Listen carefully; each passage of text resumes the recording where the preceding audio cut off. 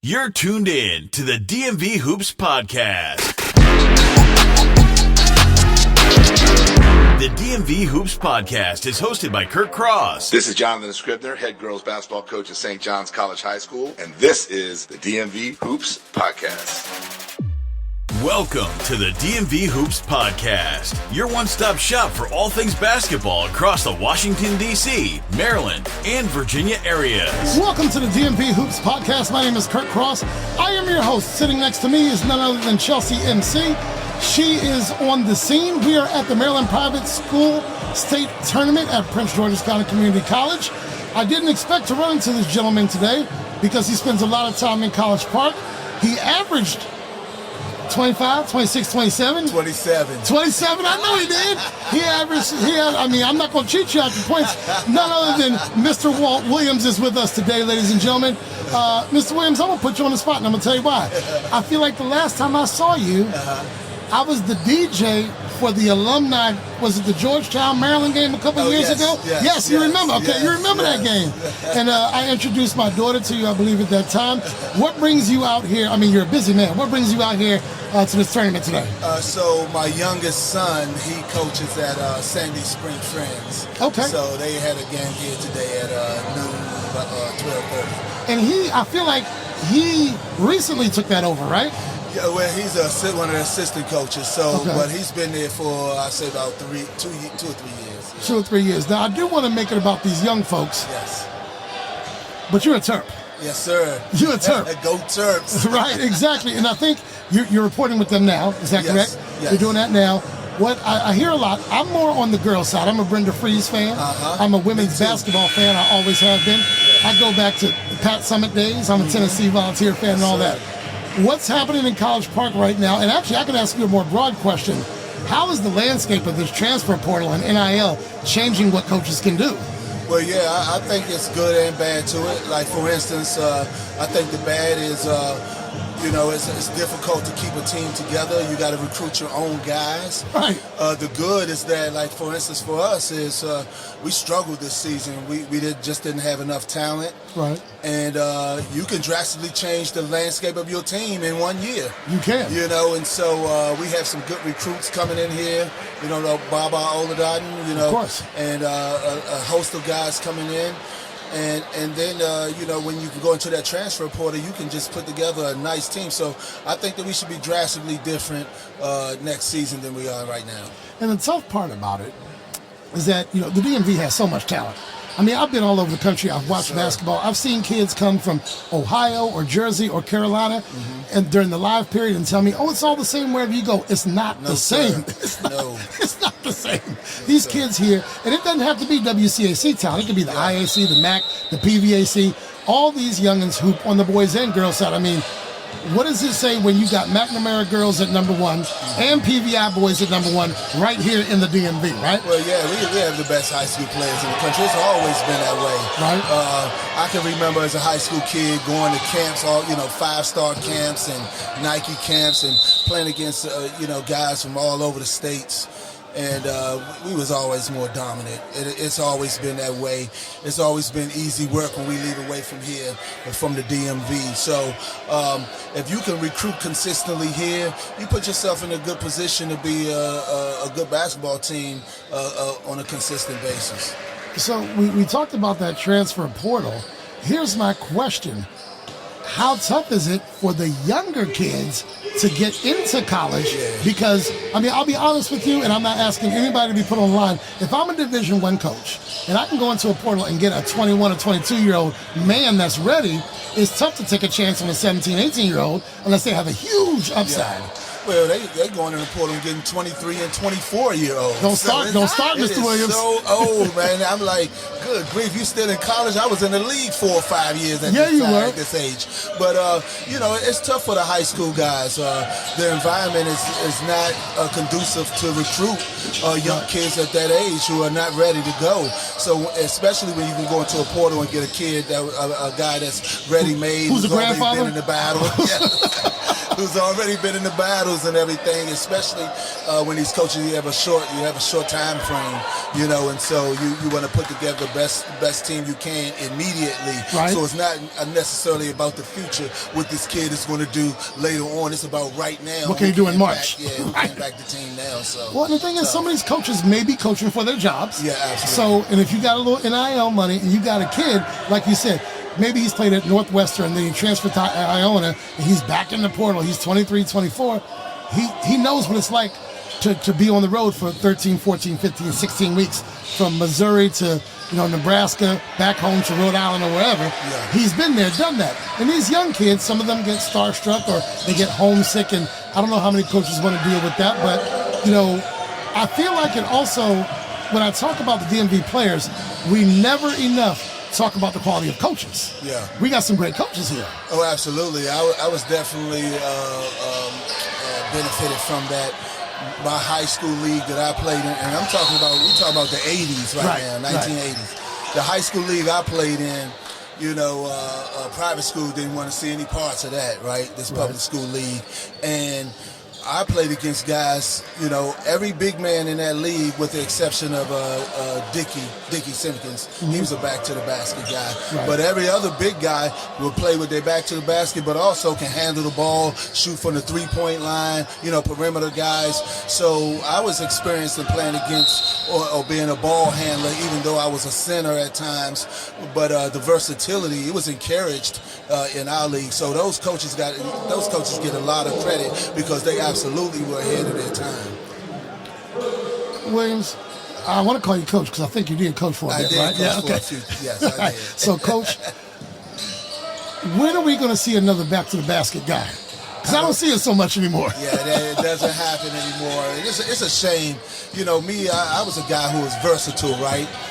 Played interior, but I was a point guard. And for me, when we would run different plays, if it was a little dude on me, even though I was a perimeter guy, I'm going as close as I can to the basket. Right in his chest. Yeah, absolutely, right? Man. So I think kids miss that part. That's how you average 27 points a game. You're not shooting 3-pointers the whole time. Low percentage shots. So, yeah, it's getting your layups, hitting threes, getting to the free throw line. All of those things combined, that's how you pallet the points. What was one of the first things? This is my daughter. What was one of the first things I taught you in the post to do what? Drop step. Drop step. You got to teach your drop step. That's what you need. Because look, I'm gonna tell you, I would rather. She knows. What would I rather see? You'd rather see to the basketball. Right. You'd rather see big girls play. Right. And you just rather see all be in the paint. I want everything in the paint. I want everything in the paint. You know why? Because I can never shoot. So that's why. What you got? Mr. Williams, you're talking about kind of public versus private school, the transfer portal. You attended public school. Yes. Your sons attended public school and you coached them. How do you feel like the differences in private and public have become more obvious with the transfer portal? And what do you think the benefits and downsides are of both? First, I want to give you your props on knowing that I coached my kids in high school. That's good research right there, lady. Sherwood, right? Yes. That's what's up. But I think that I think it was a very easy transition because these private schools, they come into your living room and they talk about the education in comparison to public school. So that's an easy sell. And I think that transition has been made because the private school understood that, man, these public school kids, they are dominating, and we can pluck some of them off. And so I think it was a smart move for private school as a whole to start to transition that way because as you can see, it's been very impactful. Like we said earlier, it's just a host of talent around here, so it's enough to spread out for everyone. And it started with these promises of education, and I think we've seen it kind of transition into the promise of the next NIL deal or all these offers. And maybe the education goes by the wayside. Absolutely, it does. I think these kids should get paid. I mean, the revenue that they bring to these universities is unreal. So absolutely, they should get paid. I think the issue is every year a kid being a free agent. I think that leads to two things. Number one, when you transfer, you lose credits. So it's a much more difficult scenario to graduate if you're transferring all the time. Number two, in my day, it was unheard of for a college coach to come into a living room, offer a kid a scholarship, right? And then take it back. It's always been 1-year renewals, but it was understood that it's going to be for 4 years. Because you would not be able to recruit another kid going to another living room if you're taking scholarships back. But that is fair game now, because I have a kid on my team that just played for me, and I got to recruit him all over again. He can leave and go to another school right away and play. So now it makes a free game. So now these coaches can go to a kid who's not benefiting them and go, I need that scholarship back because I need to go in the portal to get somebody who can be impactful. So all of these kids that are in the portal, they are not, all of them are not there because they are looking for a better situation. Some of those kids are there because the coach has asked them to go into that portal, and there's no stigma with that goes along with that now, because the kid is a free agent every year. You know, I was on the fence at first about NIL, but I will tell you this. If you and I decide to go to the Final Four, we're not buying tickets to see the coach. Absolutely. We're buying tickets to see those youngins. Absolutely. I'm dual screening college basketball right now, not because I want to see Rick Pitino, and I'm dating myself, or Calvin Sampson. I want to see the kids play. The ballers. You know, that's what I want to see. Let's pivot for a second. Talk to me about when you played versus now. Yes. The women have come along. Oh, absolutely. The women have come along. Well, let's talk about the male first. So the difference is now is that the game is more physical, especially on the perimeter. You can be more handsy defensively. When you take that away, now it leads to the game being more athletic, and the more athletic guys rise to the surface. You used to be able to nullify that by being physical. Now you can't. So the more athletic guys, and it leads to a more exciting offensive league.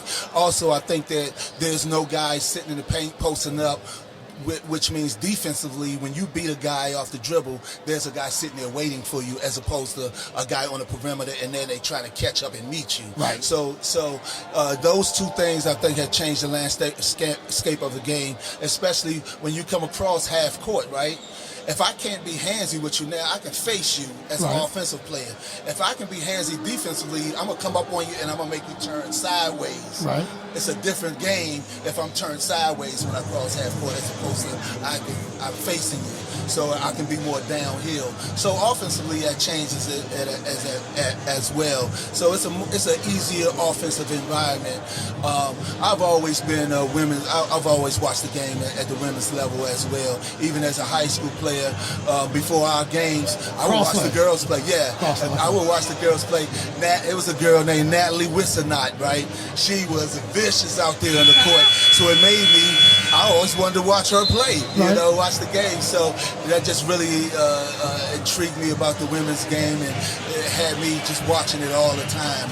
So, but I think the game has gone to another level of the visibility, and that's a great thing because these women are so talented.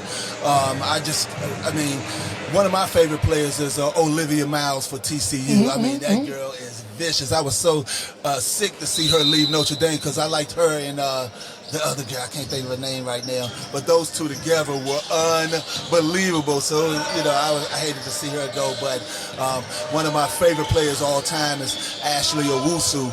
They used to play for the Terps, man. I love her game. She came from here, right? Yes, absolutely. Yeah, not Ireton. Was it PVI? PVI, okay. Yeah. I'm going to admit, right here on this event, I got into girls basketball because I was the manager for my high school girls team, because I just wanted to be around all them girls. That's all I wanted to do. I wanted to be around all them girls. But no, the game has come along. Love absolutely with what Brenda has done with the girls down there at the University of Maryland. Well, I'm not going to hold you too long, but the next thing I want to ask you about is years ago. By the way, when I managed that team at Montgomery Blair High School, we got our wake-up call when we had to play friendly, and we realized that Montgomery versus PG ball was different. But let me talk to you about this. Years ago, when you played, if you were playing private school ball, the WCAC is where it was at. Yes. The WCAC is the crown jewel of basketball, I believe, but now you got the IAC, the PVAC, the MAC. You got private school. This is not This is not solely about the WCAC anymore. No, not at all. You know, Tell me why. You look at a school like Sidwell Friends from the MAC. He's won 5 in a row. Yeah, absolutely. And then they'll go against WCAC schools and consistently beat them as well. Nationally, they beat nationally ranked schools. So, I mean, it's just that I remember my son playing at the high school level and traveling around these different states in these AAU tournaments. And in the championship game, it would always be a DC team versus a Maryland team or Virginia. And we had traveled to California, and we could have played this game right up the street.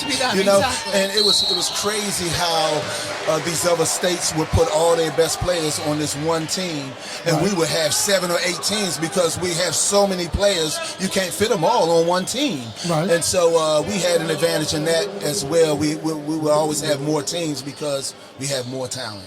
We do, and that's what the DMV does. And you know, I'm going to mention a name, and I'm going to put you on the spot. Yep. I'm going to mention one name, and I want 1, 2, 3 words. Harwood.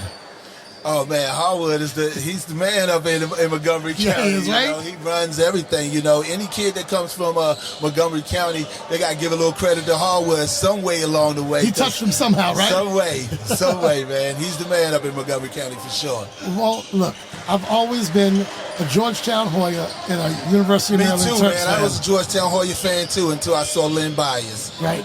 Did he change that? Did he not change everything about what you... He changed everything, bro. He changed everything, God, man. you talk about someone who can handle the ball, who can post you up, who can take it to the rack, who can shoot the ball, who can defend you. Yeah. This guy, and what did we miss? We did not get to see him move all the way You know forward. what? The saddest thing about it, I always tell my kids, is that you know, when guys go to the NBA, that's when the masses get to see them, and that's when you start to see these kids all over the country mimic that player. Right. And it's a shame that, you know, Bias never had that impact because the game was delayed.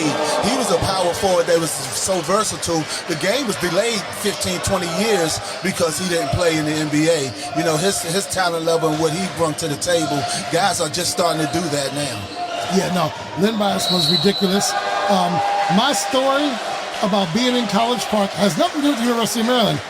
I went to a DeMatha Northwestern game to see someone named Nigel Munson play, and Jeff Green was on that team. And I got to see Jeff Green. He had the braids back then. I'm like, who is this youngin'?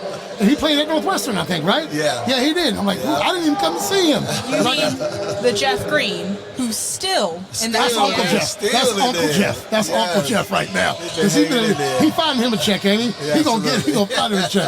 Walt, what do you want the people to know? If someone's listening to this for the first time, our podcast, what do you want to let them know about DMV basketball? Hey, DMV basketball is the best ever. Trust. I mean, we bring so much talent. And, you know, it's all different ways. For myself, I wasn't a kid that grew up having these aspirations of being an NBA player. The only thing I was doing is trying to show the people, whoever came into the gym that day, I was just trying to show them that I was the best on the floor, right? And it was good enough, and that's the approach I took even when I was in college, you know, and it was good enough to get me to the next level. I can honestly say that my start to the game was not the path that most had. I was when I was on JV, I had never played on the team before until I got into high school. I was a pure street ball player, right? And then in my high school years, my first year, I was the team manager in my JV year. So I was wiping up the sweat, giving the guys the water bottles, stuff like that. That's what I was doing until halfway through the season. You know, guys had to keep a C average to stay on the team. And, you know, we had 10 guys out of 15 get cut because of the grades, and that's how they needed a sub. That's how I got my chance to play. You know, so I understood the importance of education and what it meant to giving an opportunity here for sports. So I always take time to talk about that because it was so impactful on my life. And, you know, it got me my start into basketball, and it was the start of my path, and it was a roadmap into the league for me. Two last things I want to ask you about, and I'm just going to say the words, and you say what you got to say. Can you please validate me with my kids and tell them that Turkey Thicket was a place where youngins went? God. They make fun of me because the name sounds fun. Was Turkey Thicket not a place to watch basketball? Absolutely. Thank you. That was the Mecca down here. I tried to tell them. And see, so for someone like me who was not good at basketball, being able to go watch those guys play was like a dream for me. It was so much That was my talent, Rucker man. Park, right? So much talent, yes. All right. Yes, sir. Was that Dunbar team the best team ever? Yeah, I mean, I think so. Right. You look at the makeup of that team, the success they had, but this is what I'm saying. So when I was in high school, my Crossland High School team, we lost maybe 5 or 6 games over a 3-year time frame. Right. And 3 of those losses were out of town. Right. So I think that but 2 of our losses that were home, they were in championship games. Okay. So we went to the championship 3 straight years, but we only won 1. Okay. I believe if we won 1 more or both of those, they would be talking about us as Y'all the best be in the conversation, right? Best high school team ever. We were unbelievable in the league that we played in. It was a major D1 guy. This is public school now. Major D1 guy on every team. Right. So it was probably 2 D1 guys, 1 major, 1 mid-major on every team that we played against in that league. So it was nothing like it. Well, I'm a DC native. You walked into this gym, and I told my daughter, that's Walt Williams, right? And we appreciate what you've done for the game here. You've continued to coach the game because basketball doesn't stop. No, I couldn't play the game, but I'm here broadcasting because this is the game I love. My wife is out getting her hair done. My son's at work. But me and my daughter, this is our sanctuary right here. Yeah, the DMV, man. I always wanted to rep the DMV wherever I went. That's why I wore the high socks. I wanted people to. You didn't have to wait for the announcer. You could visually, you saw them high socks, you knew that was DMV. And I wanted that impact. I wanted people to know that. Ladies and gentlemen, he is a University of Maryland legend. I tried to cheat him out of a couple points, but he's a 27 point per game guy. You were All-American. You did all the things, played in the league. Ladies and gentlemen, thank you, Mr. Walt Williams. Thank you for having me, man. All right, we'll see you. You're tuned in to the DMV Hoops Podcast. Thanks for listening.